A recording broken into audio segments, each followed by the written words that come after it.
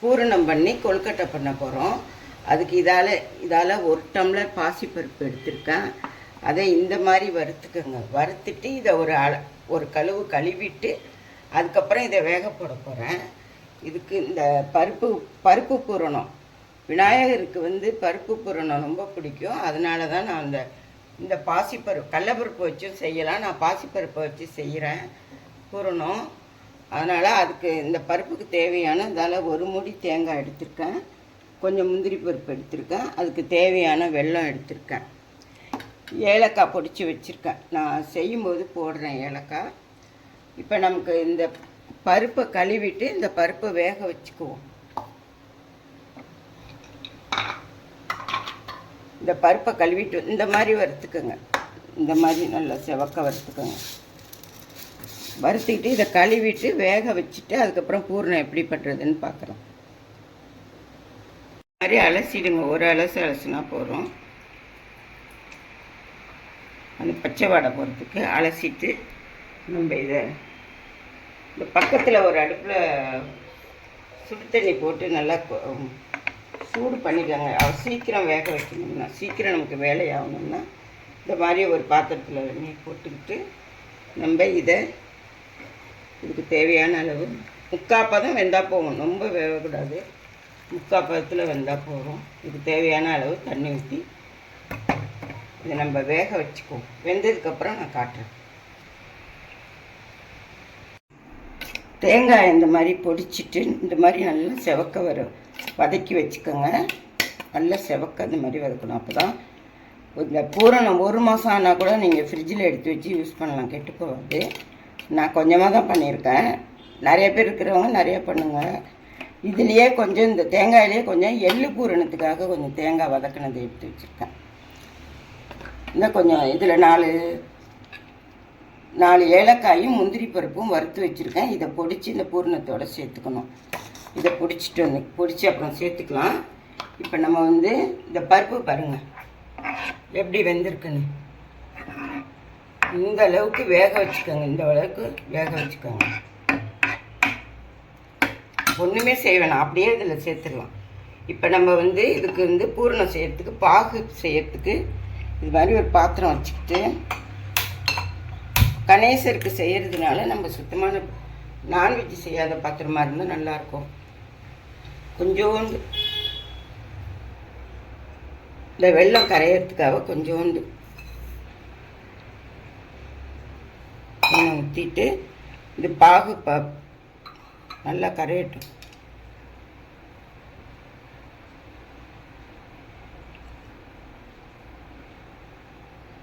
இது கரையட்டும். நான் அதுக்குள்ளே இந்த முந்திரி பருப்பெல்லாம் பொடிச்சிட்டு வந்துடுறேன். இந்த அளவுக்கு பாகு கெட்டியாக காய்ச்சிக்கங்க. இதுக்கு பாகு பதம்லாம் தேவையில்லை. இந்த அளவுக்கு இது நல்ல சுத்தமான வெல்ல பவுடர் இது. அதனால் இதை வடிகட்டில் இதில் மண்ணெல்லாம் எதுவுமே இருக்காது. நம்ம இதில் இப்போ நம்ம இந்த பருப்பை சேர்க்கணும்.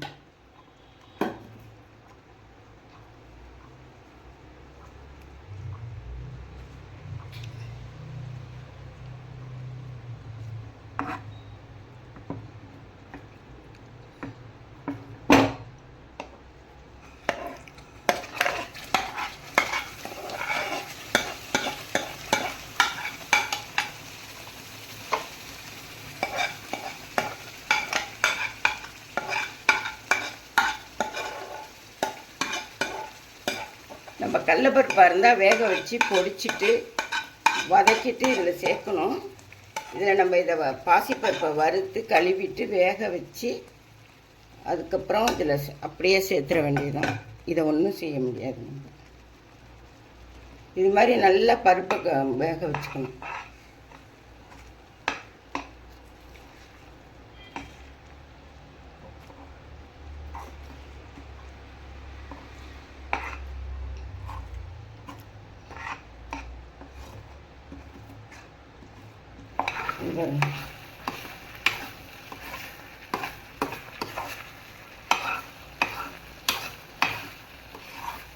நல்லா இந்த மாதிரி கிண்டிட்டு இந்த ஸ்டேஜில் நம்ம தேங்காயை சேர்த்துக்கிட்டு கொஞ்சம் ட்ரை ஆகணும்னா நம்ம கிண்டிக்கலாம். சரியாக இருக்குன்னா விட்டுடலாம்.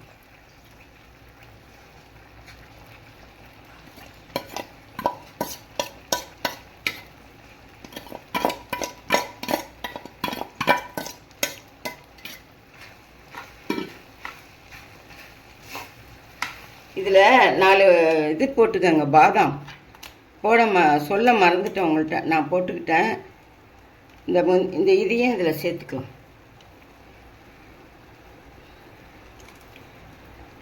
விநாயகருக்கு படைக்கிறதுனால அவ்வளோ ஒரு விசேஷம். இதெல்லாம் சேர்த்து செஞ்சோம்னா இந்த பருப்பெல்லாம்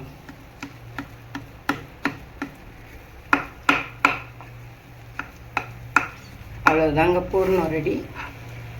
பாசிப்பருப்பு பூர்ணம்.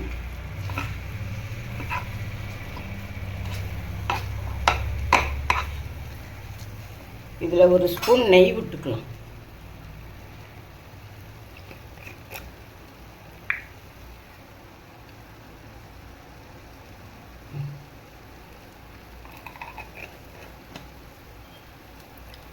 மணக்க பூரணம் ரெடி விநாயகருக்கு. இதாங்க பாசிப்பருப்பு பூரணம். இது மாதிரி செஞ்சு விநாயகருக்கு வச்சு கொழுக்கட்டை பண்ணுவோம்.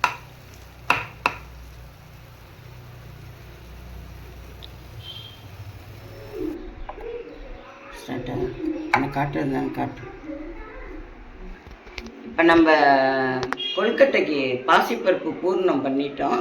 அது கொழுக்கட்டை செய்யறதுக்கு இதால் 1.5 ஆலாக்கு பச்சரிசி எடுத்து நல்லா 4-5 வாட்டி கழுவிட்டு நல்லா 1 மணி நேரம் ஊற வச்சுருக்கேன்.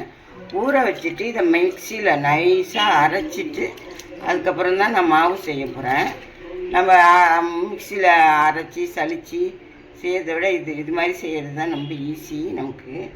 நான் இப்போ மிக்சியில் அரைச்சிட்டு கொழுக்கட்டை மாவு எப்படி செய்கிறதுன்னு, மாவுக்கு எப்படி இது பண்ணுறதுன்னு நான் காட்டுறேன்.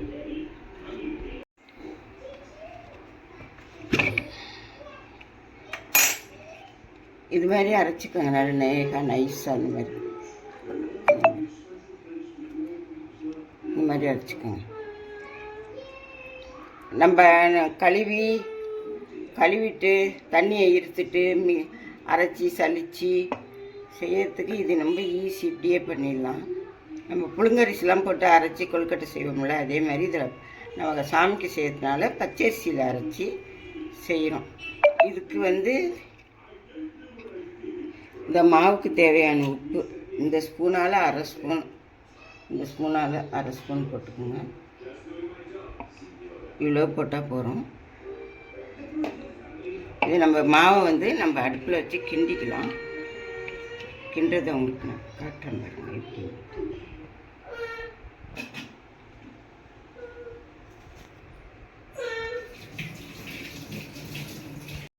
ஸ்டவ் ஆன் பண்ணிக்கலாம். ஆன் பண்ணிட்டு இந்த மாவு இதில் சேர்த்துடணும். வரும். இதில் நம்ம கொஞ்சோண்டு தேங்காய் எண்ணெய் கொஞ்சம் ஊற்றிக்கலாம்.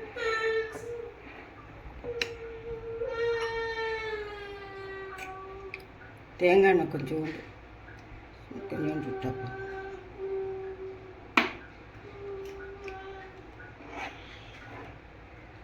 இப்படியே ஸ்லோவாக கிண்டிக்கிட்டே இருந்தோம்னா நல்லா கெட்டியாக வந்துடும்.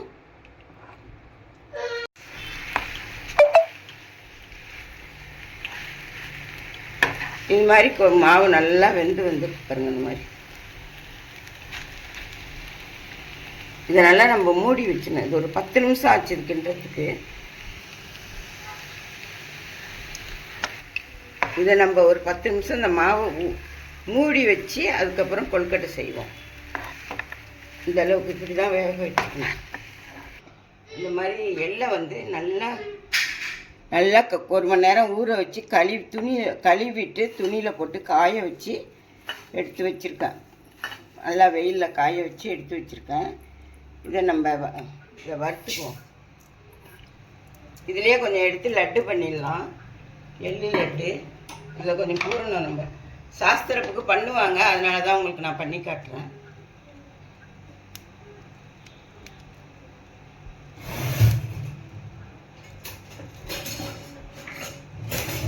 வீடியோ பெருசாக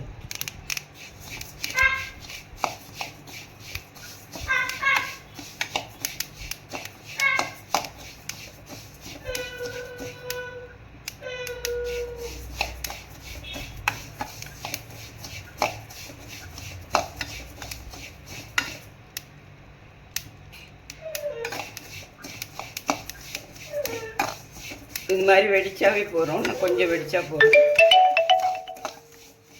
பூரணத்துக்கு அரைச்ச பாசிப்பருப்பு பூரணம் செஞ்சல, அதுக்கு அரைச்ச முந்திரியும் பாதாம் போட்டு அரைச்சது இது. இதுலேயே நம்ம எல்லையும் இதுக்கு தேவையான சர்க்கரையும் போட்டு அப்படியே அரைச்சிட்டு லட்டு கொஞ்சம் பிடிச்சிட்டு நம்ம பூரணம் சேர்த்துக்கலாம். அதுக்கு கொஞ்சம் தேங்காயும் சேர்த்துக்கலாம். நம்ம இது கொஞ்சம் ஆறுனாவே இதை போட்டு எல்லாத்தையும் ஒன்றா மிக்சியில் அரைச்சிட வேண்டியதுதான்.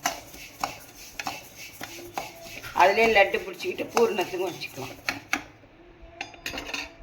இது காரக்கொழுக்கட்டை செய்யறதுக்கு மிளகு, கொஞ்சம் ஜீரகம்,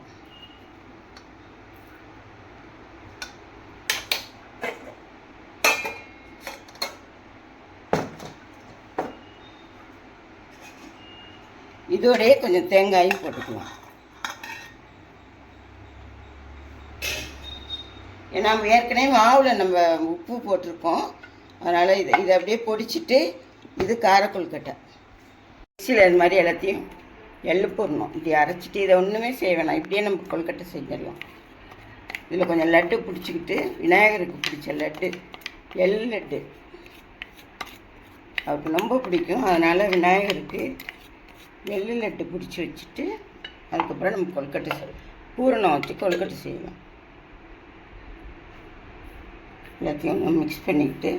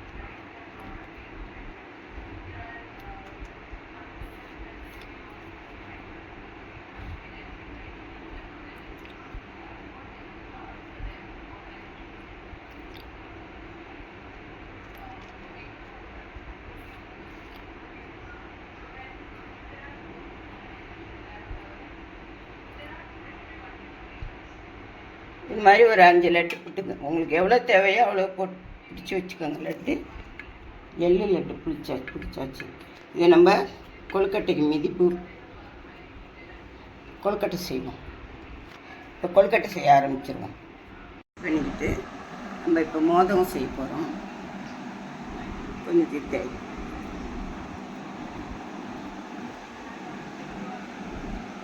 இல்லை எவ்வளோ சாஃப்டாக இருக்கு பாருங்கம்மா. கொஞ்சம் இடையிலே கட்டிக்கிட்டே இருந்தால் நம்ம நசுக்கிட்டு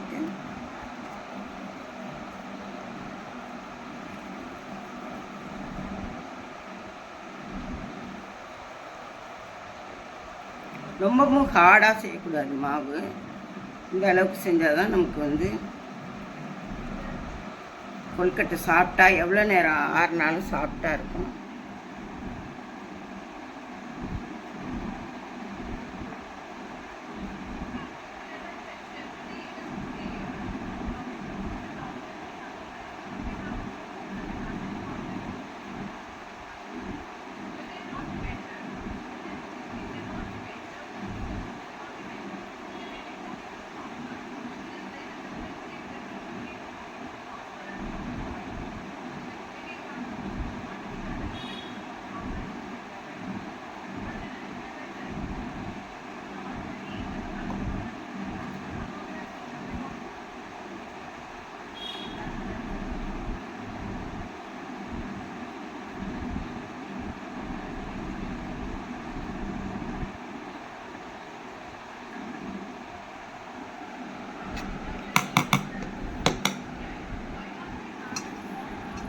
எள்ளு பூரணம் அது.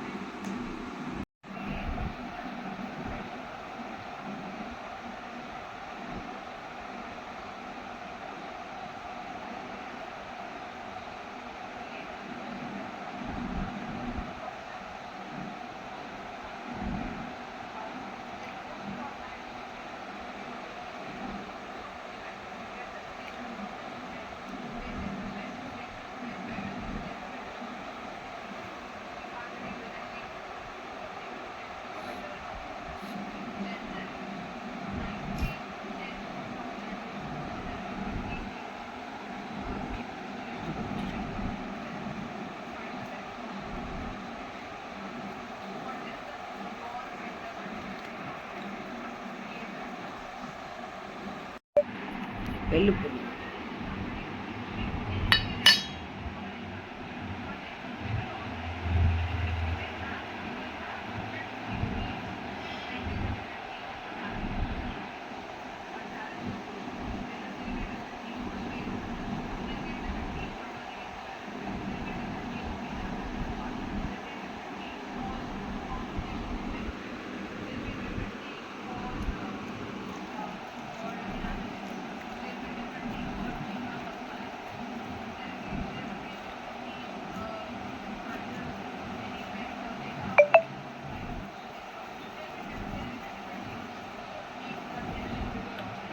இப்போ நம்ம மிளகு, ஜீரகம், தேங்காய் போட்டு பொடிச்ச பொடி இது. காரக்கொழுக்கட்டை செய்யறது. நம்ம இதை அப்படியே உருட்டி உருட்டி வச்சிடலாம்.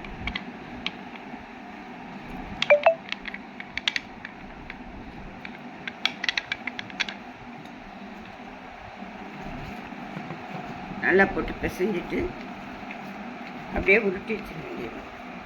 மாவுலேயே ஏற்கனவே உப்பு இருக்குது.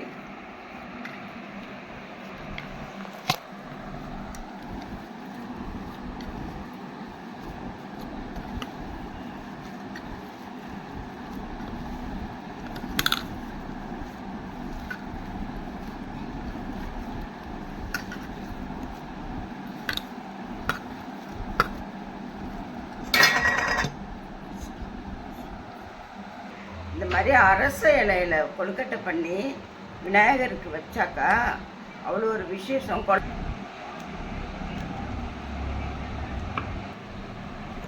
I cannot believe this.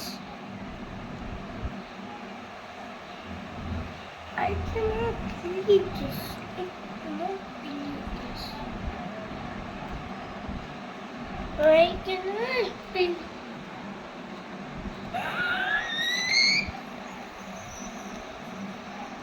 இது மாதிரி அரச இலையில் பண்ணி விநாயகருக்கு வச்சு கும்பிட்டீங்கன்னா அவ்வளோ ஒரு நல்லது உங்களுக்கு.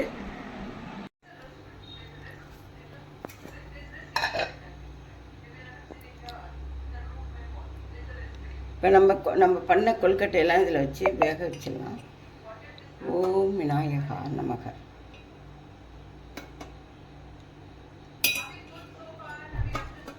இது எள்ளு போடணும். இதுவும் எள்ளு போடணும். வந்துட்டோம்.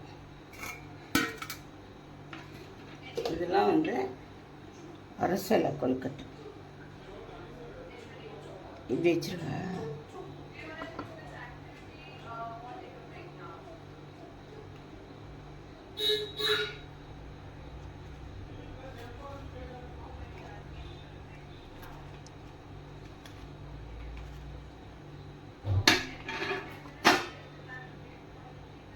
காம்போடே வச்சுக்கோங்க.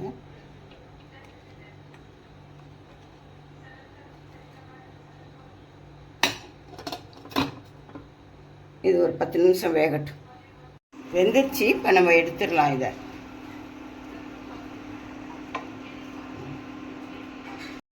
இது நம்ம செஞ்ச மிளகு, ஜீரகம், தேங்காயெல்லாம் போட்டு செஞ்ச கார கொழுக்கட்டை.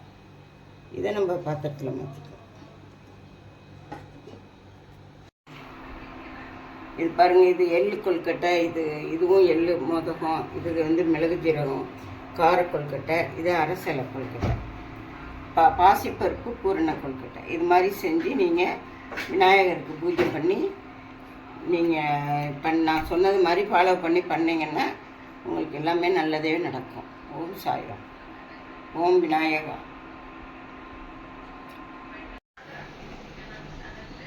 பாருங்கள், எள்ளு லட்டு. நம்ம பண்ண எள்ளு லட்டு.